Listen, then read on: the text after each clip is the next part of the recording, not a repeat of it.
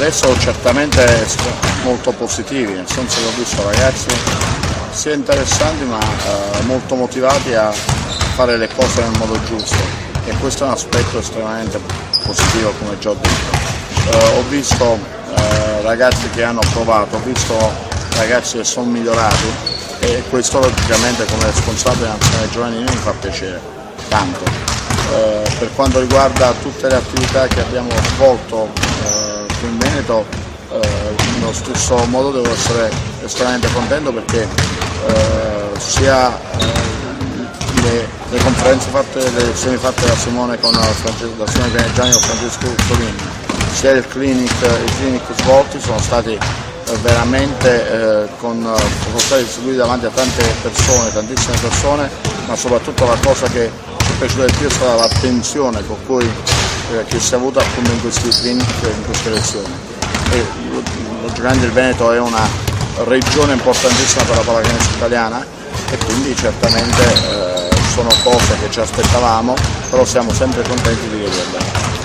Certo, sono partiti quest'anno i centri tecnici federali voluti dal Presidente Petrucci e da tutti dello staff tecnico e da tutti, perché riteniamo che sono un impegno molto importante. Noi siamo di supporto per le società, vogliamo cercare di aiutare in qualcosa le società per il miglioramento dei nostri giocatori. Qui in Veneto con l'RTT Andrea Turchetto, con il formatore Franco Marcelletti, ma tutto lo staff sta lavorando veramente molto bene. Sia l'ho potuto constatare adesso in questi allenamenti, ma al di là di questo l'ho potuto, grazie alle relazioni che ricevo mensilmente, ho potuto vedere veramente la qualità del lavoro. Certamente ci sono cose da migliorare, certamente ci sono cose che si possono fare con maggiore attenzione, però noi siamo molto contenti, e ringrazio appunto tutti le RTT e quindi anche Andrea Turchetto e tutti i formatori, quindi anche Franco Marcelletti, per quello che stanno facendo. Personalmente anche quando allenavo i senior a squadra italiana non ho mai parlato dei singoli, perché non è una cosa che mi piace tanto.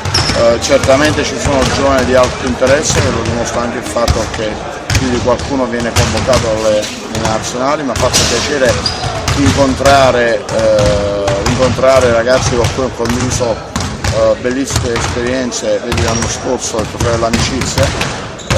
Mi ha fatto molto piacere vedere all'allenamento di ieri Totè, che ha assistito, che era l'allenamento per i 2000 e per i 99 ed ha assistito a tutti e due gli allenamenti.